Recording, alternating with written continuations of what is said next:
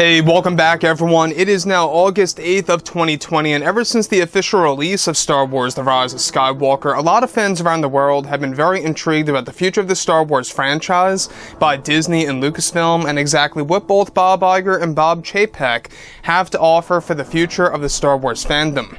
This is Mike Zero. Make sure to subscribe if you're new to the channel for future Star Wars content.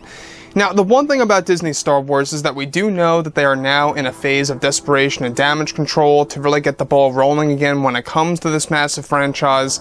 We've got, of course, creators like Dave Filoni, Jon Favreau, and George Lucas all working together as a team to really deliver authentic Star Wars projects that we have never seen before, either on the big screen or at home on Disney Plus / on a subscription service.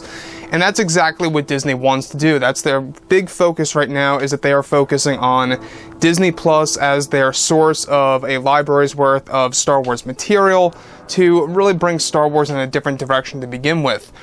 Now, the fact that we have Kathleen Kennedy here, thankfully, no longer has pretty much any form of creative control, and a lot of this has been changed, all thanks to Bob Chapek. Now, if you look at and focus on Bob Chapek, we do know that this is a man that's trying to create his own legacy. He's trying to create his own image of the Star Wars franchise, and he really is gaining the trust of many Star Wars fans around the world. That's their main goal by Disney, by the way, is that they want to regain the fans that they lost from the sequel trilogy era. Now, on top of all of this, what's really intriguing is that since both Bob Chapek and Bob Iger allowed Jon Favreau, Dave Filoni, and George Lucas to all work together as a team, they have been developing, of course, over 10 years worth of Star Wars projects that are said to be a mixture of projects for Disney Plus and theatrical releases. Now, it's noted that currently Kathleen Kennedy has been stripped of her creative power and was recently fired from a major Star Wars project that was actually aimed to be released sometime in 2022 on Disney Plus. Now, it's noted that Lucas and Kennedy had major creative differences on the project, and that Kennedy broke many promises that she made for George Lucas and Disney CEO Bob Chapek, which gave them the go-ahead and the okay to cancel the series and fire her from the show. The series was aimed to be a post-Rise of Skywalker timeline that would focus on a brand new Jedi Order that would actually be separate from Rey's Jedi Order. The timeline was said to be based hundreds of years after the events of Episode 9 and would show the true evolution of the Jedi after Rey Skywalker is a thing of the past and long gone. However, Kennedy wanted to use tons of identity politics and promote activism in the series that was not mixing well with Lucas, as well as her taking Star Wars Legends characters away from Lucas and placing them in this alternate timeline that they did not belong in.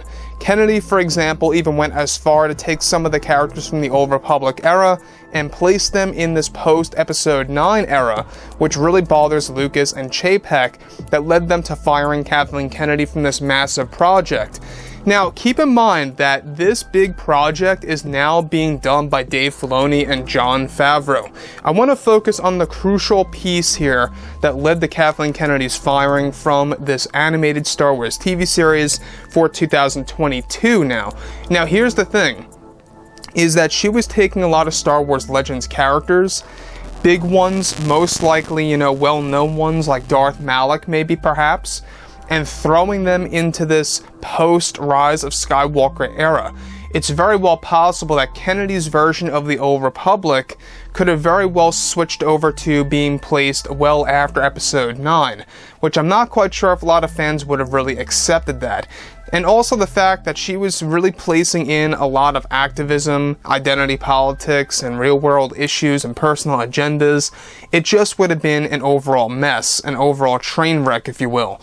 Now, the fact that she promised George Lucas to take care of this franchise even after, she lost most of her creative control, and to handle the animated Star Wars TV series, separate from the Leslie Headland's TV show, it just goes to show you exactly how incompetent Kathleen Kennedy really is, and that from what it seems is that she makes these promises and then just breaks them later and sees if she can really get away with it. And this time she did not get away with it, thankfully. You know, this is exactly why Chapek and Lucas had the right to really let her go from the movie, or should I say the TV series, and fire her from that project, and just leave it be, and only have her stick with the Leslie Headland Star Wars TV show, and that is it. So, like I've said, you know, Kathleen Kennedy does not know what she's doing. She is in a phase where, obviously, she really can't do much, and she's having a lot of frustration that she lost her creative power. And honestly, looking back now, you know, it seems as though that she only used the Star Wars brand to really promote her own vision, or her own agenda, if you will. So that's the whole entire deal here with this animated series, and if you guys did enjoy the content for today, do make sure to drop a thumbs up on this video to support the channel. I thank you all so very much for the kind support, and I'll catch you guys next time.